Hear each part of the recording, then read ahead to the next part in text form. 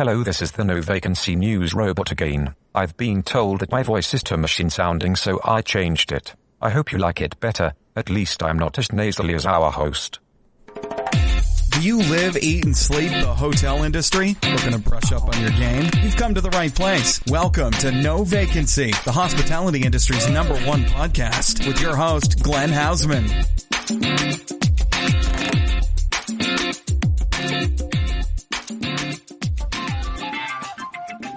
Hey everybody, welcome back to the No Vacancy Newscast with me, your host, Glenn Hausman. I am particularly excited today because I've been following the arc of Miss Jagruti Panwala, who started a few years ago as secretary in AAHOA and is on the cusp of becoming chairman of the association. Now it's been a whole lot of fun watching this journey. Jagruti, very exciting time for you. We are on the cusp of the annual conference. How are you feeling today? Yeah, we are really, really excited, Glenn. And first of all, thank you for having me on this podcast. It truly is an honor for me personally. I know that we spoke 3 years ago when I was chosen as a secretary, and it was certainly an exciting time for the association and myself. But the convention that's coming up within 3 weeks will probably be the largest annual convention AAHOA has ever hosted. We are up to close to 6,000 attendees right now, and we know that we will cross over 7,000 in the past 7,000 members. Yes. Wow. I'm like so amazed. I can't even get out my sounds of shock and amazement fully in this conversation. That is absolutely incredible. Over 6,000 registered. The one thing that always amazes me about this conference, I know we've talked about it offline before, is how many people just show up and register on site. It's never occurred to me in my entire life to just show up at a conference, but every year you get hundreds and hundreds and hundreds and hundreds of people that say, I got to get involved, and they show up last minute. Absolutely. So almost every year, and I'll tell you, in the past, we used to have a lot more people walk in because they were not pre-registering. But now I think everybody realizes that they need to book their hotel rooms, they need to book their flights, and they're more prepared. So we are seeing a lot more registration, pre-registration, but still, we will probably have between 250 to 500 members walk in, which I know might be a small number for AAHOA, but for any industry, when they're hosting a conference, that's a pretty large number just for a walk-in. So, yes, absolutely. Jagruti, I go to a lot of events. They don't get 250 to 500 people. and that's all signed up in advance, you know? So it's pretty massive, the scales in which that you have to focus on. So let's talk about this conference.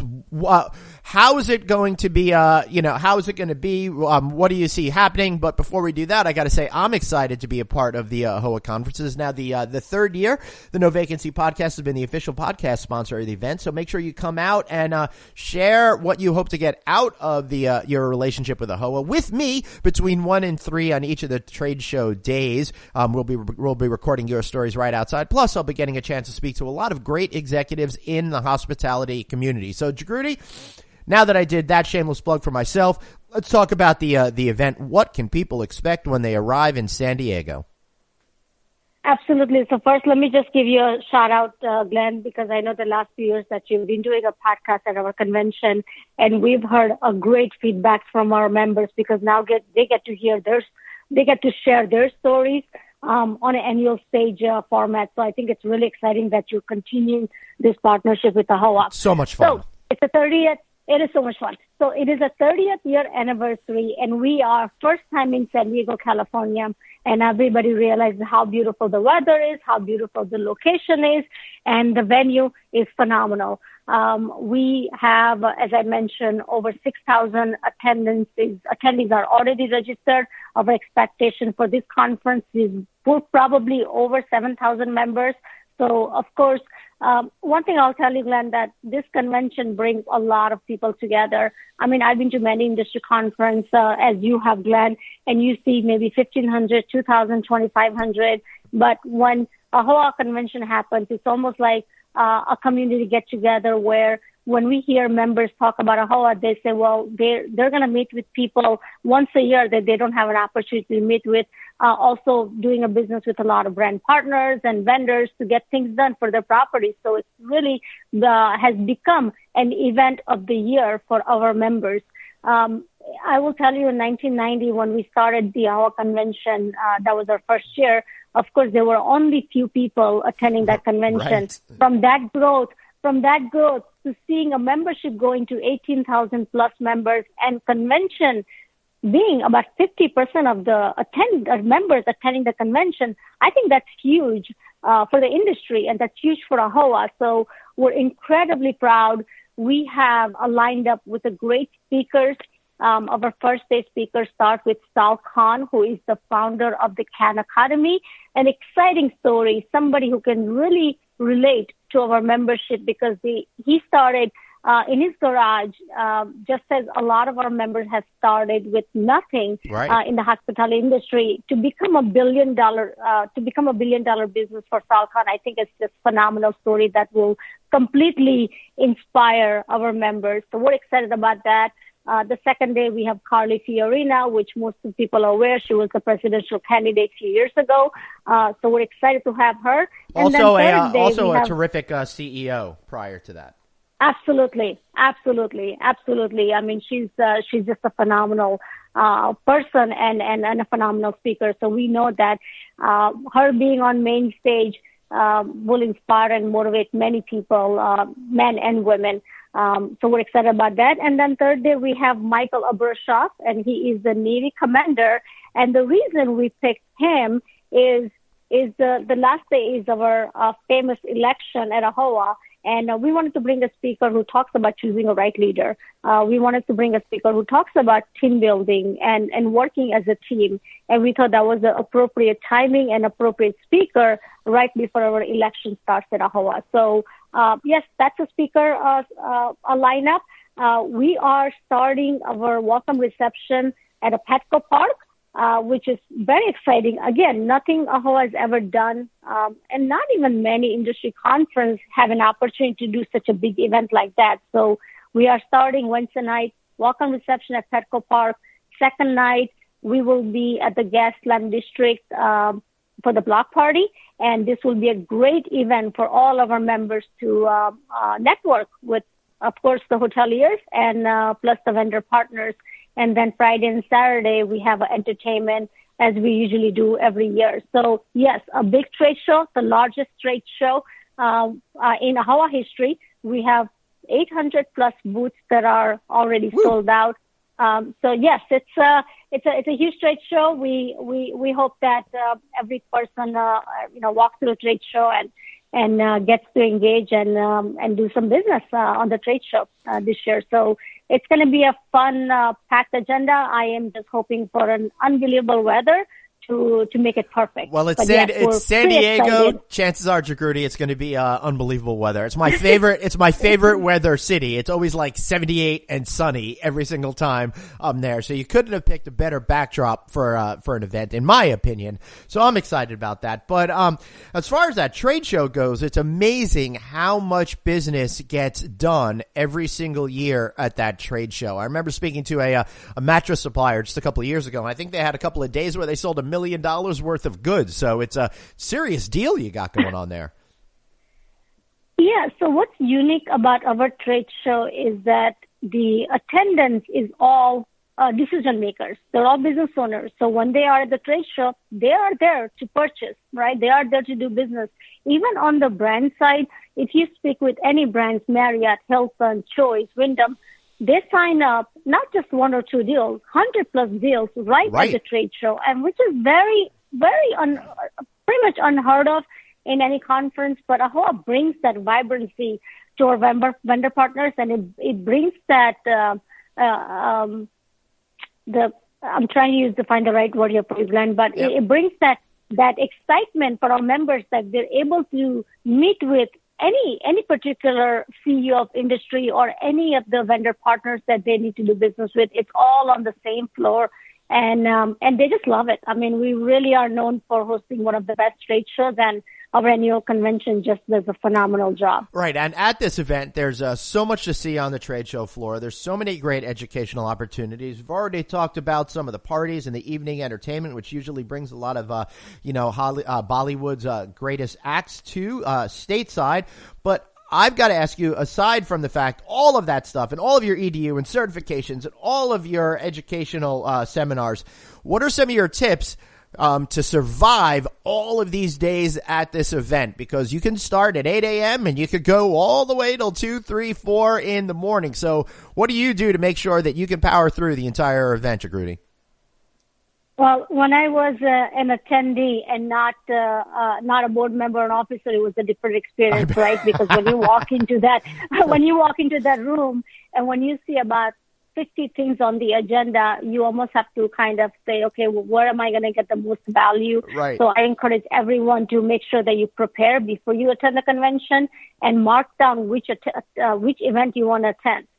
Give an example, during the block party, we'll also have our young professional reception, which is hosted by My Place Hotels at a Hard Rock Hotel. So we just want to make sure that, I think as an attendee, everybody should make sure that you kind of market where you need to go, what educational sessions are going to be most beneficial to you, because it is a lot. You literally do start 7 or 8 in the morning, and you could go until 2, 3 in the morning with entertainment, with networking, the receptions, the trade show, the seminars, the general session. Yeah, absolutely a jam-packed agenda. But I've seen our members start in the morning and they go all the way to the end. I don't know how they do it. They sleep 3 hours, but they're up again. I don't know how they do it either. It is a feat beyond belief, Jagruti. I used to think I was able to compete, but I'm getting too old to be able to compete in that, for sure. Also, you mentioned, My Place. Let me put out a shameless, plug for the good folks at, My Place who are hosting their conference in, just before yours gets going. And, H.P. Patel, the, outgoing chairman, is going to be doing a panel with me during that event. So go check out myplacecon.com and learn more about how to get into, that one. But Jagruti, we're really talking about the AAHOA conference today and what's going on. You've been planning this conference. We're at the cusp of it happening, and then during the event, you're going to ascend to be a chairperson. A journey for you that's been a lot of years in the making. What are you feeling now as you're wrapping up all of the loose ends with the conference and getting ready to take over as the chairperson of the organization? Yeah, Glenn, I am really, really excited. I started my journey with this association 9 years ago, and when I joined as a board member, really, I had no idea where that journey is going to lead to, right? I mean, I was a board member, and I was doing the work that was assigned to me, and then years into it, I realized that this is something might be I might be a right fit, a right candidate for this position, but I think it's, in my opinion, it's an honor to serve this organization. And when in Nashville, when the members chose me as their next secretary, I think that made a huge impact in the industry. As an association, for 30 years of association, when we've never had a female chair, to accomplish that monument. And it all credit goes to the members, because they're the one who made a decision that it's time for the leader, but it's also time for a diversity. And I'm thankful for that opportunity that members have given me, and I'm excited. We're ready to go. We have the agenda prepared for 2019 to 2020. Right. One thing I will also address, Glenn, that I would say until 5 years ago, every chairman who came into the organization, of course, came out with, multiple new initiatives, and then they ran with that. But now in last 5 years, since Mehul Patel, who became a chairman, I believe was in 2014 or 15. I don't remember exact year. It all kind of runs together because we're getting older, Jagruti. Yeah, but don't tell anyone we're getting older. I think so. Yeah. I mean, I just had my birthday. I won't tell you how old I am, but happy 29th. I'm just guessing. Yeah. But I think AAHOA is about continuity now. So it's not about that every chair comes in and does revamps the whole plan that we already have in place. But with our strategic plan now, every chair comes in and continues the plan what other past chairmen have done, and then enhances some of the events and enhances some of the programs that we've already implemented. That really is the only way to have a consistency in a growth, consistency in the transparency, and also consistency on members seeing that, okay, AAHOA is moving in an upward trajectory, not going up and down. So that's something that myself as an incoming chair, HP as a chair, and also Bhavesh and Bruce has followed that path, is that we need to keep consistency in organization while we're implementing new initiatives. Also keep everything consistent as we have done in past. Right. One of the biggest priority, and I know, Glenn, when you're speaking with some of the members, if you hear any concerns from them, it comes a lot on what's happening on a political side. And not necessarily just on Capitol Hill, but definitely India-America political relations too. I get a lot of that behind closed doors. Absolutely, but I think what's really changed in last 2 years is how a lot of the state and local regulations are affecting our members. This was something might have been a case, but it was not a huge burden on our members. But I think now our members are really seeing that some of the laws and regulations that are happening on national side, which are very important to the association, but also on the state and local. I'll give an example. $5 hotel tax comes in without any notice, and it's all of a sudden it's in the bill and it's supposed to get passed, and we literally get a notice like 24-hour prior that this bill is on the table to go in tomorrow. When you speak with the representatives, they're not even clear what the bill is, unfortunately, and they're voting on that specific bill. So we really are pursuing to make sure that we're proactive in this matter. This year, specifically in 2019, moving forward, our focus besides national advocacy will be a lot more on state advocacy also, where we are gathering our members to go to their state capitals and meet with their representatives and speak about some of the issues that are coming up. And I think it has to be a proactive approach, and this is something that this year we have 20 plus state lobbying day that already been assigned. Wow. We have completed about 4 or 5 already. So, and I think that's something is going to be very important for the association and for the members, because when there's when there is a regulation that comes in and affects the bottom line immediately, this is when I think our members are saying, hey, we really need to be proactive in this matter. So AAHOA is definitely going to be proactive in the state advocacy side moving forward. So that certainly is one of our big initiative that we're rolling out this year. I think that's fantastic, because if you follow the same model that you did on the national level, it seems as if over the last 5 or 7 years, I'm getting a little older, so the amount of years always gets a little muddy for me, but you really had this incredible ascension from being on Capitol Hill, from like being a follower of like the AAHOA and kind of like just learning what they were doing, to all of a sudden being a dominant force on Capitol Hill. I see it in the relationships that you have over there.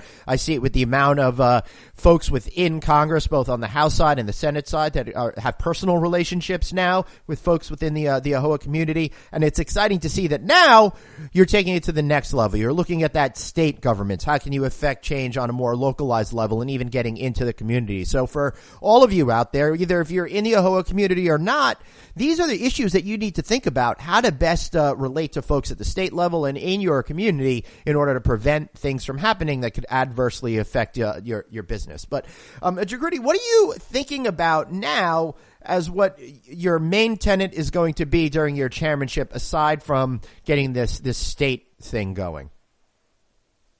Yeah, so I think one of the things that we're really seeing for the last few years, and I think it's only going to, we're going to see this a lot more of it, is that as our first generations are either partially retiring or they're passing their assets to the next generation, how ready our second and third generation is in order to take their business that's been passed on from their parents to take it to next level. And what I mean in next level is that our first generation work really hard. They pretty much did all the nitty-gritty of housekeeping, the front desk, everything to get the property to be at a profitable position. But now when they're passing this 1 or 2 or 3 properties to the second or third generation, the educational platform that this generation needs in order to get into more asset management. What I mean by that is that how do you take that portfolio of 2 or 3 properties to 50 or 100 properties?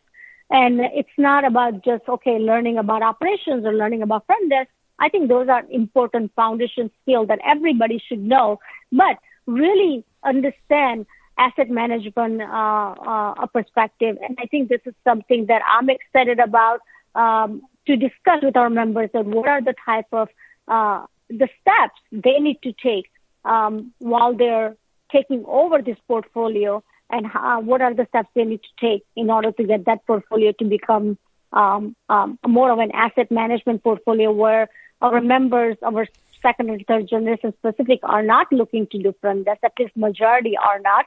What they would like to do is develop hotels and then purchase or sell hotels in a bigger portfolio. But that comes with a lot of, in my opinion, networking and also providing the right tools for our members. And this is something we have been pursuing, but I think this year we're going to see a lot of educational event that are being offered to this specific group of hoteliers, excuse me, in order to achieve that success. Right. Well, that's for the future. Yeah, that's great. I love how that you're trying to continually push forward and mature what AAHOA is, along with the maturation of the hospitality community in which you represent, right? So as owners become more sophisticated, you're looking to help them with some of these more sophisticated challenges and help them overcome it and find success within it. So when you first started your journey with AAHOA 9 years ago, I think you worked at the regional level at first. Did you ever imagine that you would be here getting ready to become a chairwoman of this association? Not for a second. Right. Not for a second 9 years ago. Yeah. Not for a second. Glenn, I grew up in India, and I was raised, I was raised from my parents in a way where it doesn't matter, what gender you are, you could be successful in anything if you work hard and you're persistent. So that's the motto I live by. But when I joined AAHOA 9 years ago, not in my wildest dream that a little girl who was born in India could become the chair of the largest hotel owner association in the world. Right. It just something was never on my thought. The decision was clear to me about 3 years ago that this is what I wanted to do. This is what myself and my family, we were ready for. And I think the membership was ready for that change also. So, yes, 3 years ago, the decision was clear. 3 weeks prior to convention, of course, there's some butterflies in my stomach, no doubt. As anybody would have, right? That you are going to have the responsibility of 18,000 plus members. And that's not an easy task for anybody. I don't care what gender you are. I don't care how much experience you have. I don't care how many hotels you have. Right. It's just a task that everybody should take it so seriously. And as much as I'm excited, I'm also looking for that guidance and support from our members because alone me individually, I don't expect that I can get everything accomplished. But with the team of our board members and officers, our ambassadors, committee members, everything is possible. So I know that with everybody working together, we will reach another milestone in the association as we have continued over the years, and this year will not be an exception. Obviously, Glenn, we're in a search of our new CEO right now. Yep. And that's been going great. We are not in a rush because Glenn, that our organization and the culture of our organization is very unique. So we need to make sure that we have the right person in this position. I have no doubt we will accomplish that this year. But like I said, there's absolutely no rush for that in our industry. And our foundation for the association is so strong that Rachel Humphrey, who's our interim CEO, has really taken a challenge and is doing a phenomenal job and our board, our officers, everybody's on the same page that let's focus and put our energy finding in the right candidate, but there is no rush on it. But I'm pretty sure that will be accomplished this year also. I do want to give the right person in spot. I do want to jump in and give Rachel Humphrey some props. She's doing an absolutely incredible job right now as interim CEO. But I do want to make it clear she has explicitly said she is not interested in that position. Leaders, everyone listening out there. So if you're wondering why, she is choosing not to participate in this interview cycle because she's very happy with where she is and at her point of her life, she's making the right decision. Although I got to tell you, Jagruti, I think she'd be an awesome permanent CEO. Rachel is the kind of person that doesn't matter what title she has, she goes above and beyond about her job duty. Yep. So whether she has a title of CEO or not, in my opinion, she's a great asset to the association, and she will do everything she can to keep furthering the association initiative. But yeah, she's phenomenal. I think one of her reasons of not applying for CEO position is because of the travel, and she lives in Atlanta, and I think that's probably one of the main reasons. But in either case, whatever titles Rachel has, Rachel is a great asset to us, and we're hoping that she'll continue the journey with us for a long, long time. I do too, because I absolutely love working with her, and I feel like my relationship with everyone at AAHOA is better because she is there. So, wrapping up today, Jagruti, let's do some more shameless plugs for the big 30th anniversary of AAHOA and the upcoming AAHOA Con in San Diego. You there? Go for it. Plug away. Yep. Yeah, I am really excited to see everybody at the San Diego. We have really gone above and beyond to make this conference a very unique experience for all of our members. We're excited to see everybody. It's going to be a great event. It's going to be exciting. It is going to be the largest event. I know that our women's conference, which I would be at fault if I don't mention it, it is going to be in the afternoon in a very different format. We're doing a luncheon for the women. I know that it's going to be over 1,000 women in that conference. So wow. Women, get ready. It is going to be a great conference, and it is going to be a great convention. AAHOA has really come a long way of our diversity in participation also between men, women, and young professionals. So I think it's going to be phenomenal. I'm really excited, and I can't wait to see everybody in a few weeks, actually. Yeah. Yeah, excellent. Well, I want to thank everybody for listening, and I do hope to see you at AAHOACon. You learn more about AAHOA at AAHOA.com or AAHOACon.streampoint.com in order to learn all about the event coming to San Diego at the end of the month. I know I can't wait, and I'd really love for each and every one of you to come by and say hello to us at the official No Vacancy podcast booth sponsored by Red Roof. They're absolutely great partners in this project. We want to hear from you, and of course, join our show if you want and give us your thoughts on what AAHOA can do for you. Jagruti, thank you so much for being here, and I want to thank all of you listeners for being here, and I will be back next week. That is, unless I wind up going to San Diego early and getting lost in the gas lamp district, which may happen with me. Thanks all, and I'll see you next week. Have a question for your host, Glenn? Tweet him now at Traveling Glenn. No Vacancy, the hospitality industry's #1 podcast. We'll be right back. Hey everybody, Glenn here. So listen, Red Roof's been using the slogan, genuine relationships, real results, and they've been doing it for a while now. And I've got to tell you, the folks that I've met at Red Roof, that's really not a slogan as much as it is about their character and the way they do business. It's because partnering with Red Roof, well, it gets you significant brand awareness, seasoned management team, and an owner-operator perspective because they manage some 120 properties themselves. And that's in addition to the award-winning marketing department, a richest-in-class loyalty program with more than 3 million members and is least expensive for franchisees to boot. Hey, that's not just what with Red Roof, which has been voted best budget hotel brand by USA Today readers 3 of the past 5 years, but it's also Red Roof Plus, the brand extension that created the upscale economy segment and will be Canada's first introduction to Red Roof with a new property opening soon in Calgary. Be on the lookout for that. And for franchisees looking to get into the explosively fast-growing extended stay market, well, Hometown Studios by Red Roof has more than 50 renovated properties in more than 35 markets. And of course, you've got the Red Collection, a group of mid-scale, unique hotels that are hyper-local and inspired by each city's vibe and culture with brand standards based on consumer wants rather than design mandates.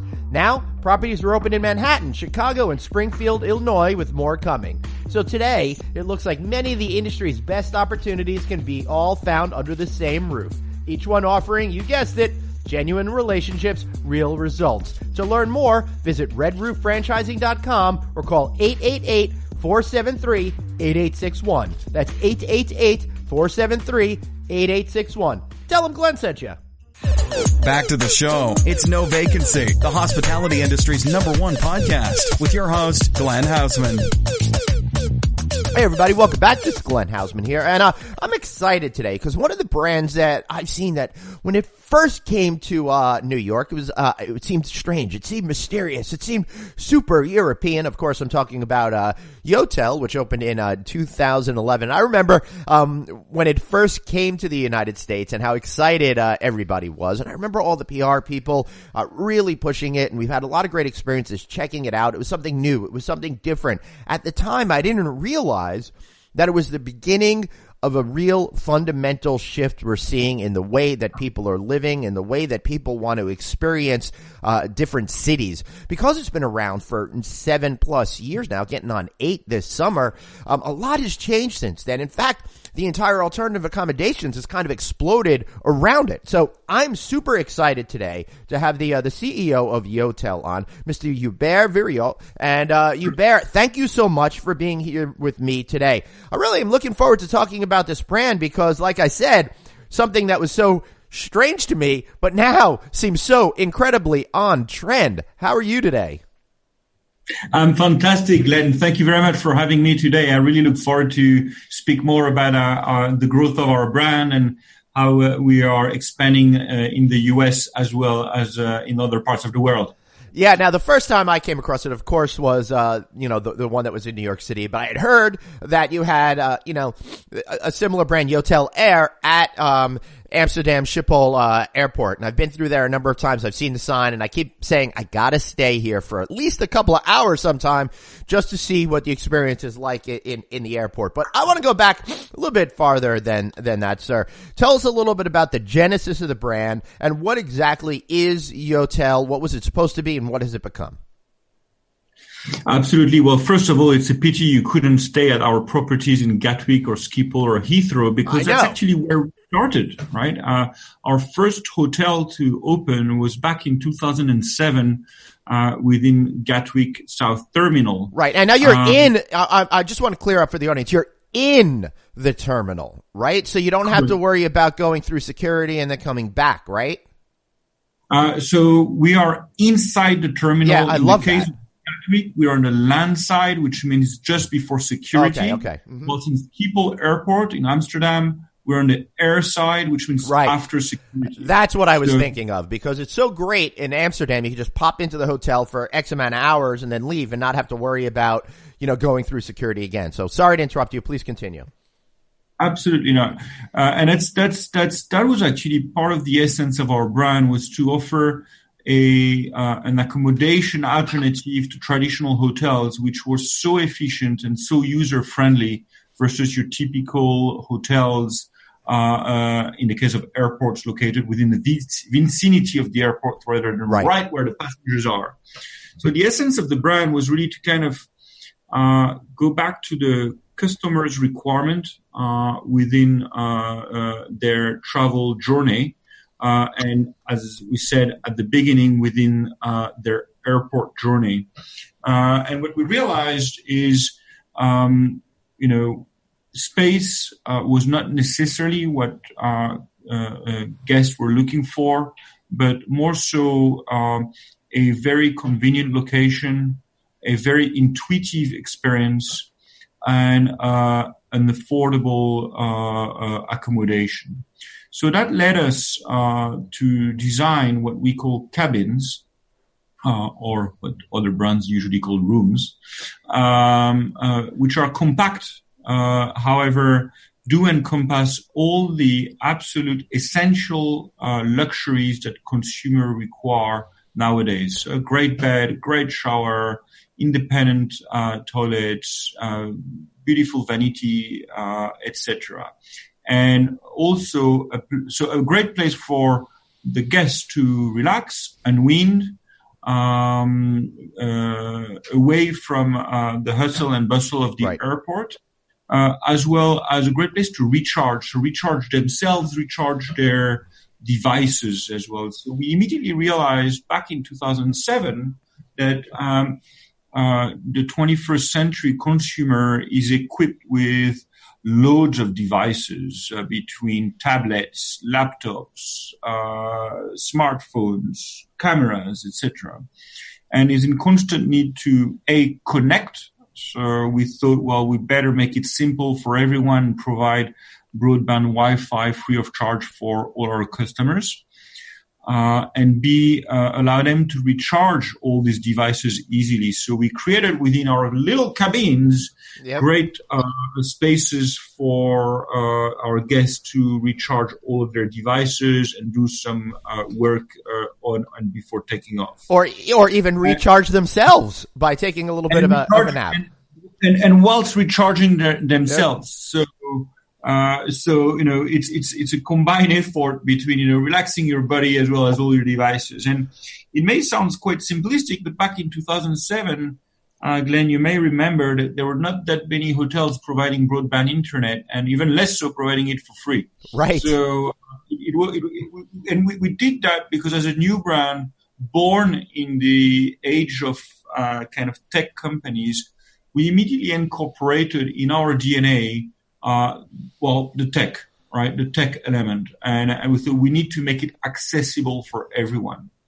These first 3 hotels in European airports were immediately successful, I must say.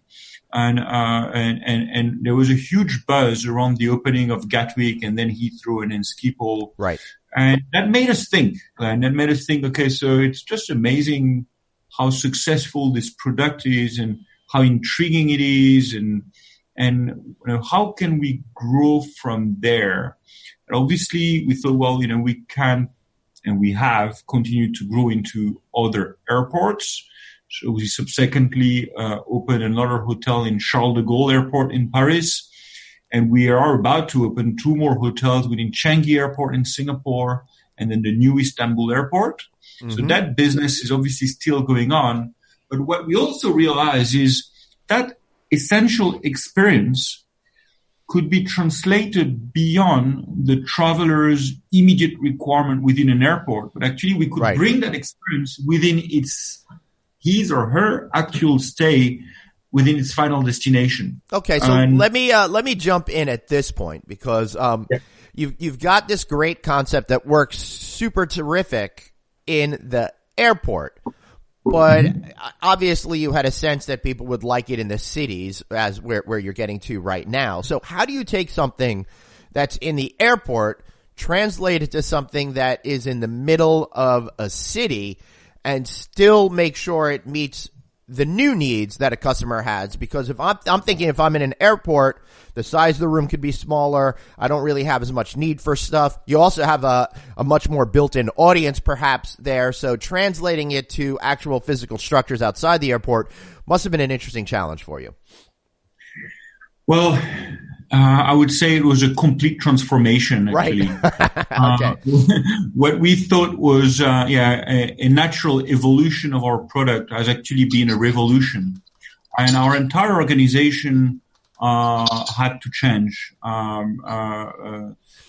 Firstly, as you rightly said, entering mainstream urban markets means also opening ourselves to way more competition and way more travel requirements and segments. Right. So we think about the actual product, and it's like, okay, that experience that we're providing in airports, perhaps we need to adjust it to a certain extent to meet those new requirements, to compete effectively against the market, and also to meet the local city codes, which are often quite different from airport codes. Right.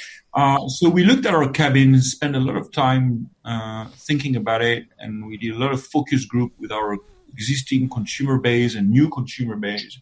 And then we thought, all right, our cabin needs to change a little bit, because now our guests, instead of staying for what's essentially 5 to 7 hours within an airport property, is going to stay probably between 2 and 3 nights with us. Right. So that cabin needs to deal with that. The second thing is our typical single cabin user within airports is much more likely to have a companion with him or her.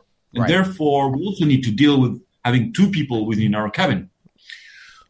So firstly, we thought, okay, we need to expand a little bit. We need to keep the DNA intact, as in compact, smartly designed, efficient, innovative, smart.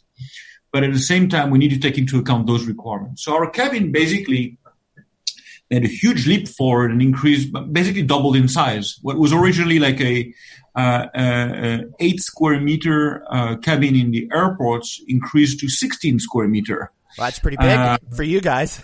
At first, it was like a jump into the unknown, right? Mm-hmm. For other brands, they were quite wondering why our cabins were so small. But, right. Hey, and back in 2011, when you opened in New York, I was scratching my head a little bit. I didn't quite get it. Now I really do. So for us, we were really convinced we were really designing a giant cabin, whilst the rest of the world thought our cabins are a little bit compact. Yeah. We incorporated kind of the design DNA that we had within our airports, like fully built-in furnitures and fit out for maximum efficiency, a mechanical smart bed to improve space management.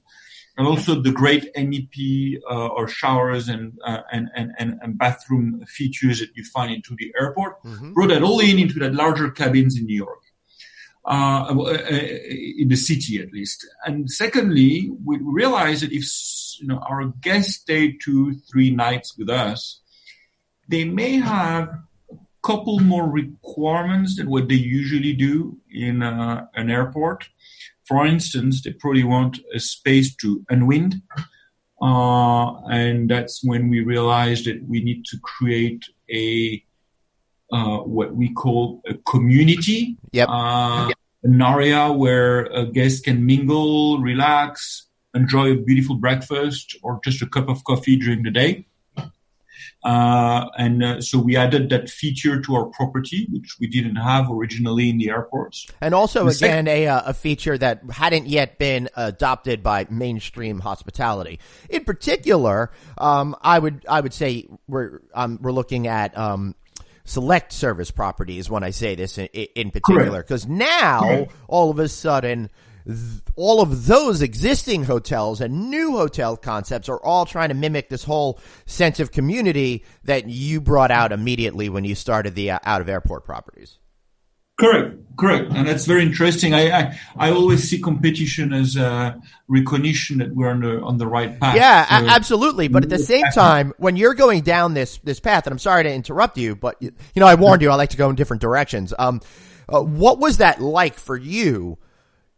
Getting in that mindset to do something that's completely different than what has ever been done before, and knowing that you're right, because the way that these things go is when you're different, everybody tells you it's not going to work, it's going to be wrong. Oh yeah, and it's immensely satisfying. Yeah. I remember very well when finally after redesigning our air product into a larger cabins for the city market. We launching it in July 11 in New York. We were obviously all a bit nervous. The developer of the project, well-known New York-based Related, were quite surprised by the design specification of our projects. I bet. Asked us several times, "Are you sure that's what you want?" and we said, yes, that's what it is. That's what is the concept. And we opened that property, and there's not been a day since then without running at a lower occupancy than 80%. In fact, first year the hotel was 80% full, and since the second year in the high 80s, and since year 3, the hotel has been running at 93% occupancy. So there was an immediate acceptance by the end user, right? And consumer.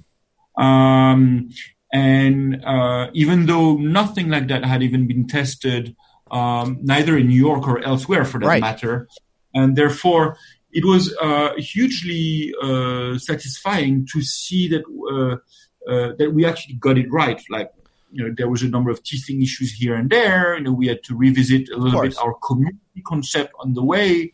But generally speaking, the hard principle of give a great cabin, forget the space, doesn't matter. Just give a great cabin, well-designed, affordable technology, and a lot of it.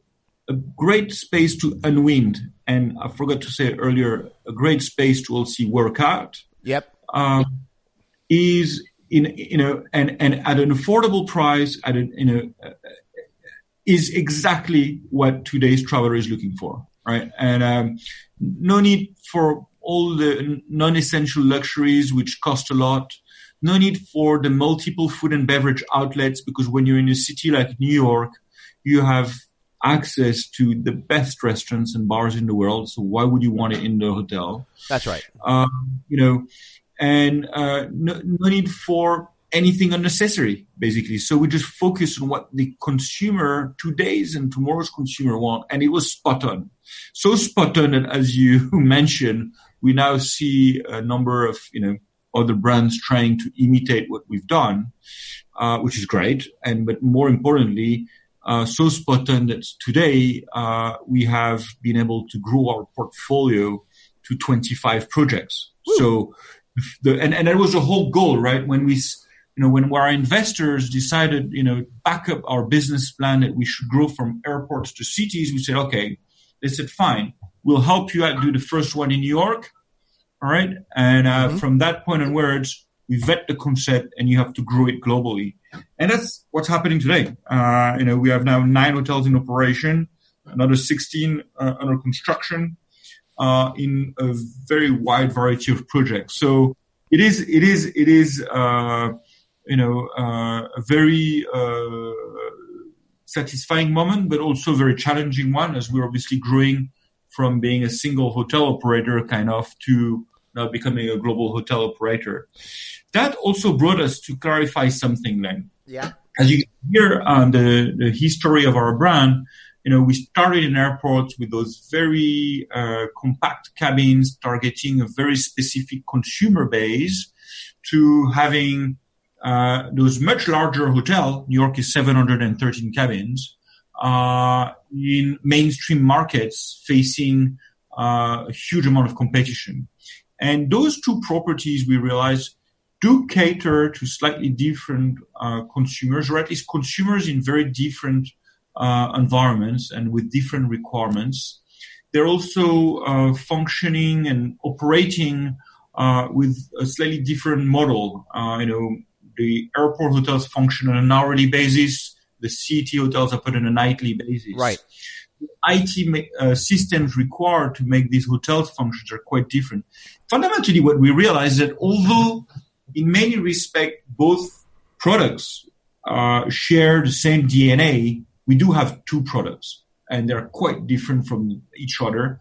And that's what brought us to clarify our brand architecture and create, in one hand, Yotel Air for airport hotels portfolio, and then Yotel as our core urban city brand, as the one we have in New York. Right. And of course, you're going to be debuting another more residential concept, Yotel Pad, which we will talk about in just a few minutes. But I want to stick to the technology portion of it. When you debuted in New York, I couldn't believe, like, every single magazine and newspaper, and back in 2011, we still had some of those around, right? You had you have the luggage robot down in the lobby. And to me, in 2011, it may not have been as practical to, really improve, the guest experience, but it carved out to me like, hey, you're going to be going with technology. You're going to be doing this. To me, it was very symbolic of where you're headed to. Plus, it was just a lot of fun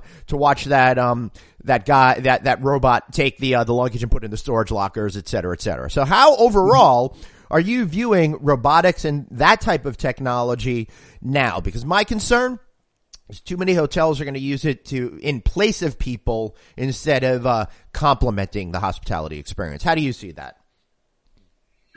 Sure. Well, firstly, let me speak a minute on our dear Yobot in New York that you referred to. And for us, Yobot was meets two of our core value. In one hand, it's efficient. It's an efficient use of technology. It does something that no one really enjoys doing, either carrying your luggage or storing.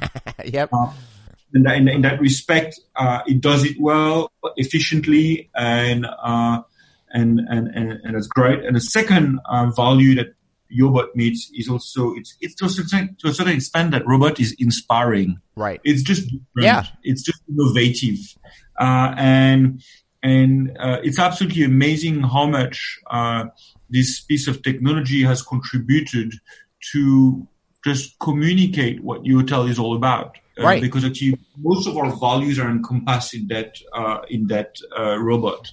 So it's more than just a piece of equipment. It's a brand standard to a certain extent. Now, insofar as technology, generally speaking, the same approach applies. Before Yobot, we had already implemented what's probably the most successful piece of technology within our brand, I dare say, within hospitality from now onwards, which is automated check-in and check-out capabilities. Yeah. Something that we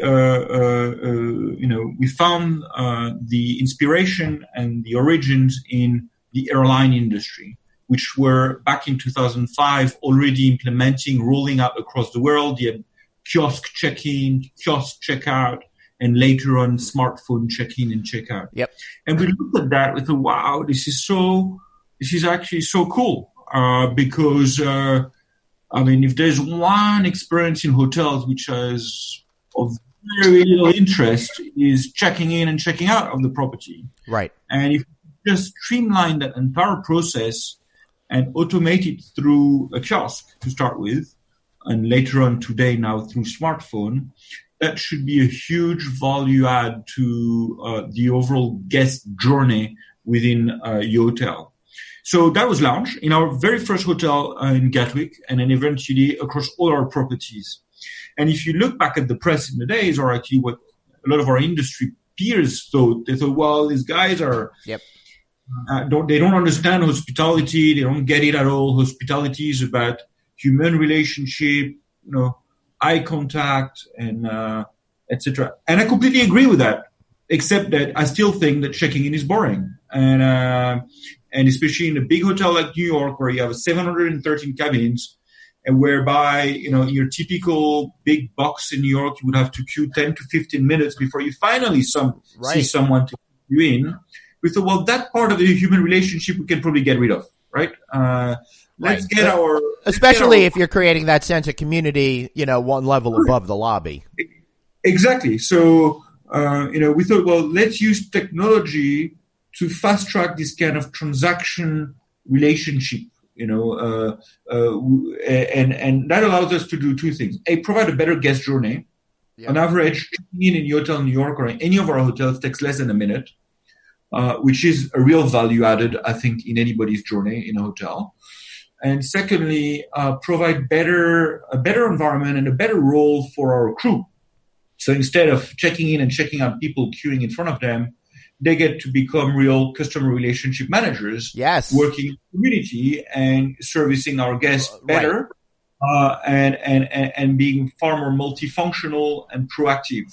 And Hubert, this goes to the root of what I tell people all the time, whether I'm doing these podcasts or I'm speaking at events and keynoting.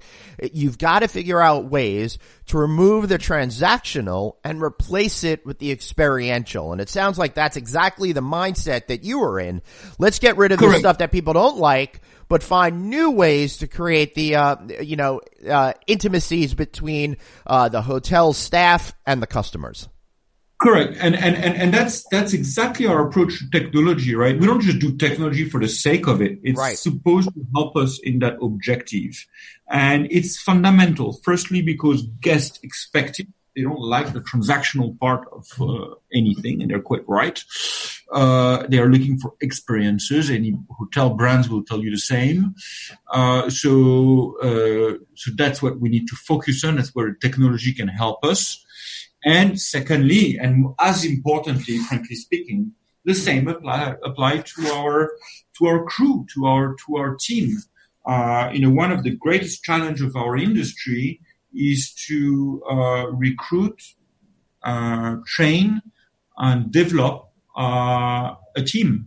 And that team is essential because it is them who are going to create the experience that the consumer so much wants. Right. And the only way to be able to attract those great team members is to provide them career path and job descriptions which are more interesting, more entrepreneurial than your typical hotel job, which is very functional. And that's where the technology applies in our brand. And in many respects, there was the same approach that brought us immediately back in 2007 to not even consider charging for internet and technology within the properties. An easy source of income for any hotel, right? Charge $10, $20. Right. You're trying to connect yourself. We thought, you know what? That's just counterintuitive versus what our customers are expecting. Let's be transparent. Let's not charge for what should not be charged. And keep an overall an affordable experience. Okay, now that's something that you probably had to convince the investors of, because especially at that time, high-speed internet access was not an inexpensive proposition, right? So, correct. How do you explain that we have to do X, Y, and Z? Trust us, it's actually money well spent.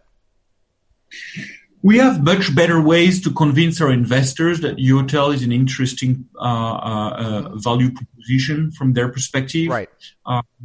Charging the internet is not very smart. Yes. It's a quick tactic. Needless to say, of course, it does add to the bottom line, but it's a short-term lived tactic. Right. It won't be possible in the very near future because the consumer would just reject it. Our value proposition to our investors is much stronger than that.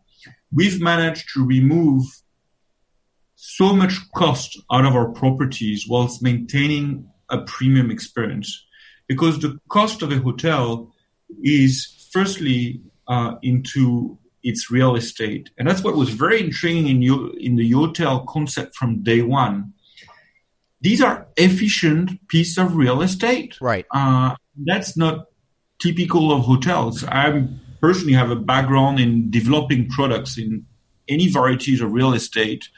And I remember when I'm heading up development companies, hotels was always the least efficient piece of real estate we had. Mm-hmm.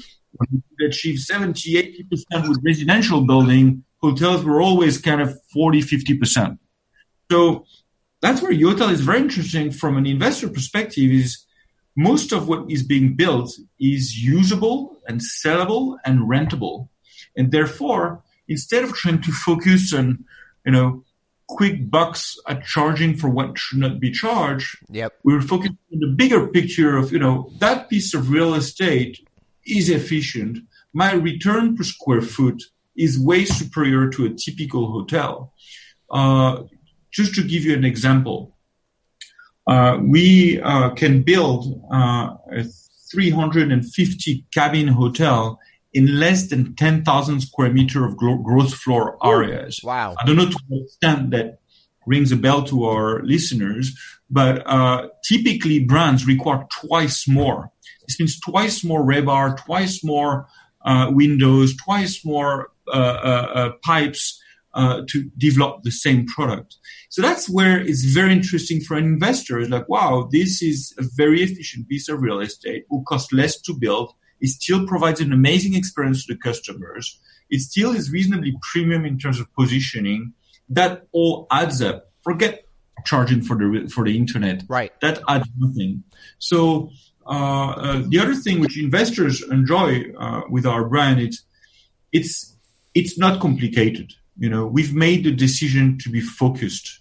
We are focusing on what hotels should focus on. It's providing a great accommodation for our travelers, right? We're not trying to become amazing restaurateurs, amazing spa therapists, or anything else. They are great players in the market, which can do a better job than us. We just focus on providing that amazing hotel experience that the traveler wants. So our business is primarily rooms driven, which for the investor is much easier to appreciate, forecast, and value than a business which is involved in any sorts of different angles or segments. Right. And that combination of an efficient piece of real estate, efficient operation, very focused on, the rooms accommodation business, has been, I think, very attractive for our investors across the world. Right. That makes a whole lot of sense to me. So, what I love is now you're with Yotel Pad. You're going to be moving into more of what I would call the apart hotel concept, and I also think you're building a traditional Yotel right next to the Mode Edinburgh, which is an apart hotel as well. So I think that's a little synergy there, for example. So tell me a little bit about the impetus for Yotel Pad and why Park City, Mammoth, and Miami as your first entry into this category. Sure. So we were fortunate, Yotel as a company, to be born in the age where, Airbnb and the OTAs and already existed. So we were able to kind of design. If you keep saying those words, I'm going to have to put a graphic, an explicit content thing on here for my other hoteliers, so they could be prepared to hear all about all of this stuff. Sorry, I'm just being silly. Yeah. Well, we were when the company was created. That Right. was the environment. We already knew it, so we didn't go into it thinking, we're going to fight against it, or we're, or seeing these other stakeholders as enemies. We just thought, well, they're there. Yep. Okay. So we just need to have a purpose, taking that into consideration. Mm-hmm. And in the case of PAD, or our recent ventures into a more extended stay segment, quasi residential, Airbnb and other housing platforms have been very interesting for us. And we realized, okay, so where, we feel that Yotel, our core brand, works out super well because it's designed around a short stay. All right. As I said, the airport hotels is a stay of basically a few hours. Right. What's our brand is typically position in 1 to 3 nights kind of stay. And in those segments, we believe that we have the best solution for the travelers, regardless if it's apartments, hotels, any sort of accommodation. What our product offers is the ultimate solution at the right price in the right location. Then we thought, okay, at the same time, you have this greater segment happening through Airbnb, revolutionizing the extended stay kind of segment.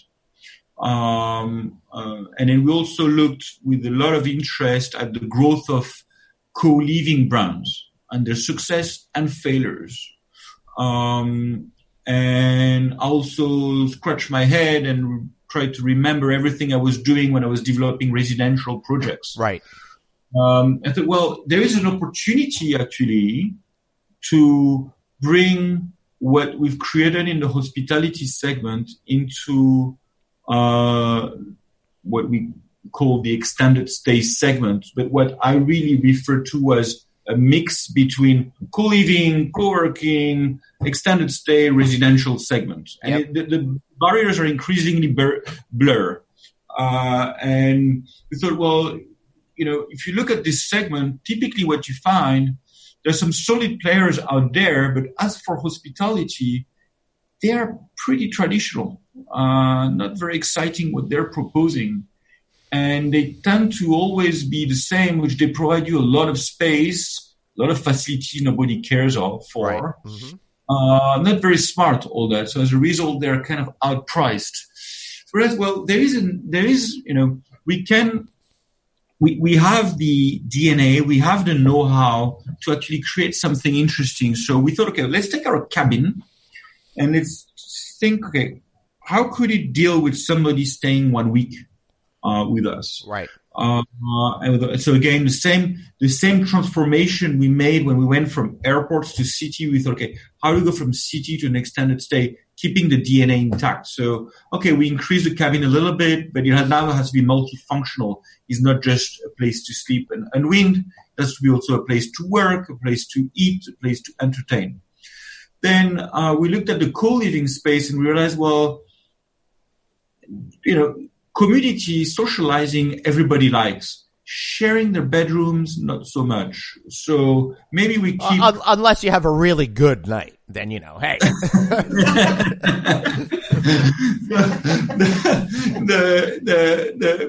Sure, yeah, exactly right. So we thought, okay, let's maintain the independence of the unit, and what we eventually call the pad, right? English terminology for a small apartment.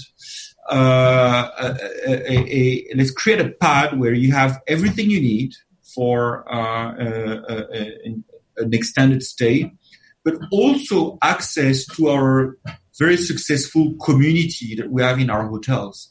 I thought it would be quite interesting in those markets where there is more demand for longer stays to have the ability to provide that experience. So great accommodation, a place to unwind, socialize. You choose if you want to mingle or stay in your own units, and all that remains a very efficient piece of real estate. We started playing with the idea, designing it. Our tech team started working on it, etc. And then I thought, you know what? The only way we can know if this product can work is to have a developer work with us. And we were very fortunate. We met our friends at Replay, and they got really excited about it. And so this is actually a very, very smart product you guys are developing. And to my surprise at the beginning, but then it made so much sense, they said, you know where you should be doing it, Hubert? You should be doing it across all our ski resorts. I was like, I haven't thought about that. Mm-hmm. I was first thinking to do this in urban centers. Yeah, like Miami. But then all of a sudden, you've got this Mammoth opportunity and a Park City opportunity. Correct. So I said, look, fine, let's get it done. So that's how Park City and then Mammoth were born. And now we're working on many other potential ski resorts with our friends at Replay to roll out the brand. And once we did that, so it vetted the project, right? It allowed us, okay, let's launch it now. Right. We have a developer who's willing to work with us on it. And quite successfully, to say at least, the two projects that we're putting next year, the take-up rate has been amazing, etc.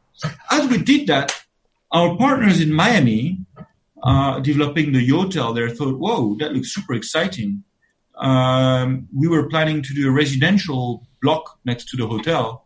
Why don't we combine it all and create, a Yotel with a Yotel pad, which makes total sense because then you have one larger community to cater to the two clientele, hotel, short stay, extended stay in the condos, etc. And done deal with it. Let's go for it. Yeah. And again, in Dubai, same story happened. We had the similar project as in Miami, where a hotel with a residential component, and the developer was like, "Well, come on, guys. I mean, it's much better that you operate the whole hotel." And so several things happened. Firstly, our new brand, Yotel Pad, allowed us to go in markets where we would have never thought we would have gone, which is amazing. I didn't think that I would have a Yotel in ski resorts, and then here I am rolling out the brand there. I never would have thought that either. It's amazing, right? Yeah. The same way, I think nobody would have thought a Yotel, airport Yotel would have ever fit into New York, right? As you were yourself surprised, as you said, everybody was surprised. Yeah. Well, here we're opening up a new gateway for the brand. And the second thing, which is super interesting, is that it allows us to provide a full management solution for mixed-use project. And mixed-use projects across the world are obviously growing very rapidly. And most of the projects we now encounter in Asia, but also in the US, typically have several components. Right. For the residential one, and a hotel component, and a retail component. We are now in a very fortunate situation to be probably the only kind of affordable brand to be able to provide this kind of solution. Because if you look at those hotel brands which are involved in condo hotel or branded residences or whatever it's called, they're typically 5-star luxury brands, right? Right. The Four Seasons, the Ritz-Carlton, etc. But in our segment, where you see more and more projects with an extended stay and a hotel segment, there's much less supply, and typically it's very traditional, very like 1980s kind of brand. So we are seeing a huge take-up for that kind of proposition, whereby we can look after both components with, a HEAP element, a tech angle, very efficient operation, and that general kind of community environment that we're allowed to provide. Wow. I think that's a perfect summation of where you've been, where you are now, and where you think you're headed to. And I think overall our global society is following very much along what you're saying here. And, financially speaking, it makes a lot of sense. Have a traditional hotel, have the extended stay component, have that apartment component with that sense of community in it. And for everybody listening, these are the issues that I think we all need to focus on and have lots of benefits from. People crave the sense of that instant community. And, I've been talking about since, in post-World War II society, I fundamentally believe with our exodus to the suburbs here, in particular in the United States, we've lost that sense of community, and now we're craving it, and the hospitality environment is such a great way to bring it back. So kudos to you, man. I'm really impressed that you guys are always ahead of the trends. Thank you very much, Glenn. Look, we're obviously doing our best. We don't always have it all right, but it's great to have it's all thanks to amazing crew we have here and in our hotels. As I said earlier on, we're in a people's business, and right. And it's about having the right team to think about it, think out of the box. Surprisingly at Yotel, we have a lot of people who have no hotel background. That's probably what makes us different as well. Mm-hmm. Yeah. And I always think out of the box and identify new ways to,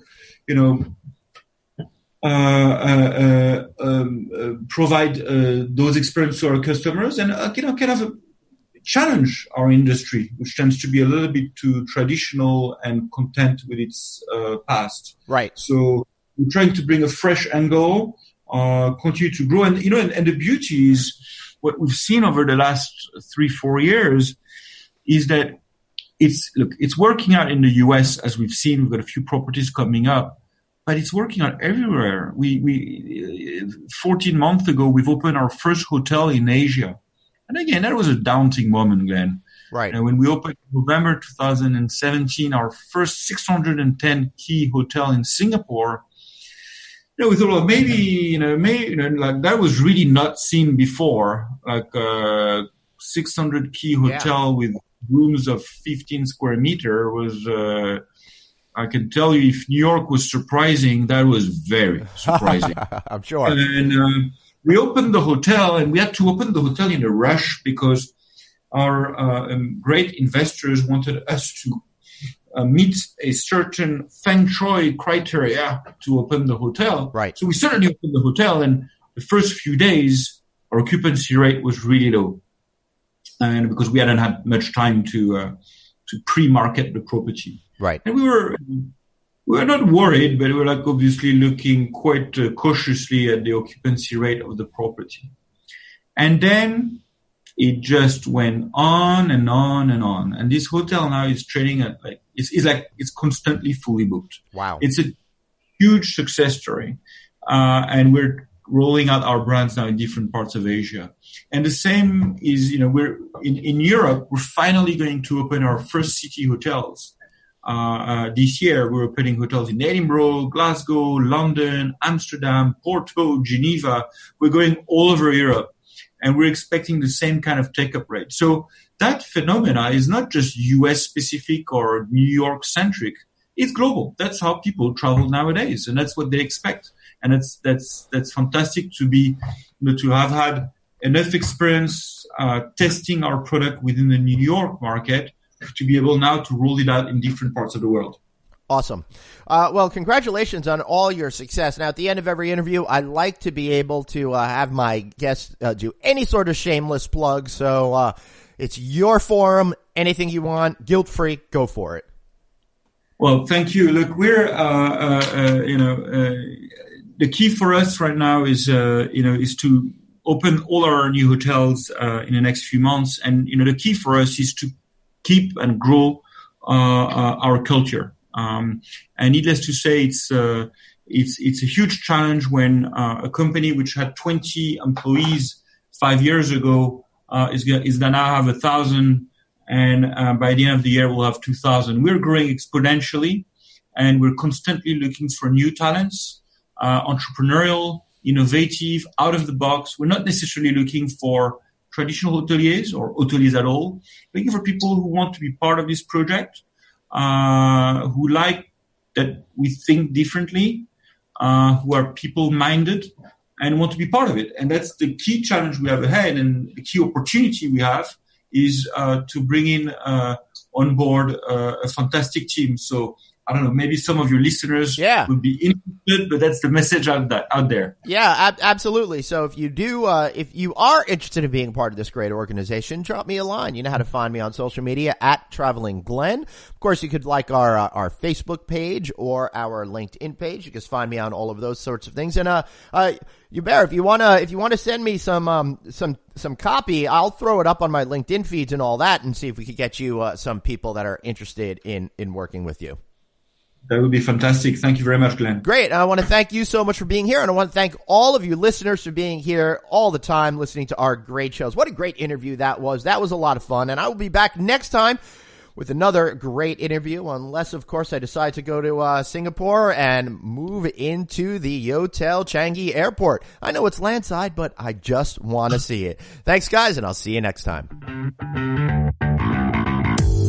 Thanks so much for listening to No Vacancy, the hospitality industry's #1 podcast, with your host, Glenn Hausman, online at rouse.media, on Twitter at Traveling Glenn, and on Facebook.com/Glenn.Hausman. We'll catch you next time.